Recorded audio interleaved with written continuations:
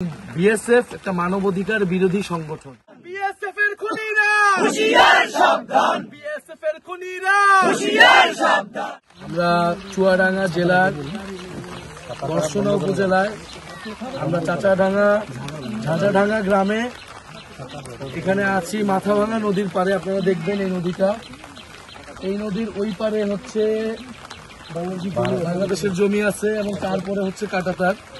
সেই জমিতে এই গ্রামের মানুষজন ঘাস কাটতে যায়।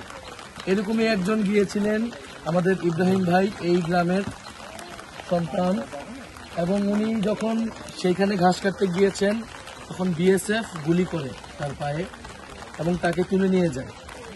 তাকে তুলে নিয়ে গিয়ে অমানবিক নির্যাতন করা হয় এবং তাকে হত্যা করা হয় এবং তার লাশ গতকাল রাতে 7 দিন পরে হস্তান্তর করা হয়েছে তার পরিবারের কাছে। ইনি ইব্রাহিম ভাইয়ের বাবা।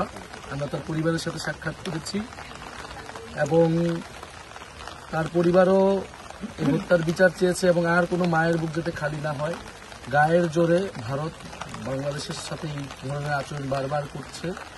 আমরা এই গ্রামের মানুষের সাথে কথা বলেছি যে 5ই আগস্টের পরে সীমান্তে হত্যাকাণ্ড বেড়ে গিয়েছে, সীমান্তে মানুষের, বাংলাদেশের সাধারণ মানুষের প্রতি, গরিব মানুষের প্রতি নির্যাতন বেড়ে গিয়েছে এবং আমরা জানি এই আচরণটা ভারতের আজকের না, গত 50 বছর ধরে আমরা সীমান্ত হত্যার কথা শুনতেছি। গত 25 বছরে বাংলাদেশে প্রায় 1200-এরও বেশি মানুষ সীমান্তে হত্যা করা হয়েছে। তাদেরকে নানা ট্যাগ দিয়ে হত্যা করা হয়, গরু চোরাচালানকারী, মানুষ পাচারকারী, এরকম নানা হত্যা। কিন্তু আপনারা ইব্রাহিম ভাইয়ের ঘটনা জানেন, এরকম শত শত মানুষের ঘটনা, ফেলানির ঘটনা আমরা জানি, মর্মান্তিক ঘটনা।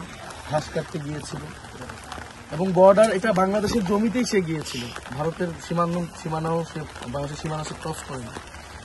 তারপরে এই ধরনের হত্যাকাণ্ডগুলো হচ্ছে এবং এটা বাংলাদেশের স্বাধীনতা, সার্বভৌমত্ব, আঞ্চলিক অখণ্ডতা এবং মানবিক মর্যাদার প্রতি হস্তক্ষেপ, অমর্যাদা করা হয়েছে, বাংলাদেশকে করা হচ্ছে। বাংলাদেশের মানুষকে ভারত সরকার বিএসএফ মানুষ হিসেবে দেখেন।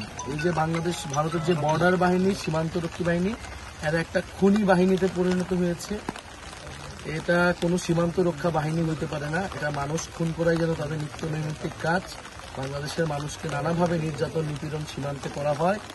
আমরা জুলাই পদযাত্রায় আজকে এটা প্রত্যক্ষ করলাম এবং আমরা এই গ্রামের মানুষদেরকেও বলেছি, সারা দেশের মানুষকেও বলছি, সীমান্ত হত্যা নিয়ে আমাদেরকে সরব হতে হবে, আমাদেরকে কথা বলতে হবে। কোনোভাবেই সীমান্তে কোনো একটা গুলি চালাতে পারবে না বিএসএফ। কোনো ধরনের উস্কানি ছাড়াই তারা গুলি চালায়, সাউন্ড গ্রেনেড মারে ও মানুষকে হত্যা করে ধরে তুলে নিয়ে যায়। আমরা এটা নিন্দা জানাই। বাংলাদেশের সাথে সম্পর্ক রাখতে হলে অবশ্যই মর্যাদার সহিত বাংলাদেশের নাগরিক অধিকার রক্ষা করতে হবে এবং বিএসএফ একটা মানবাধিকার বিরোধী সংগঠন। বাংলাদেশের মানুষের অধিকার সীমান্তে লঙ্ঘন করা হয়েছে।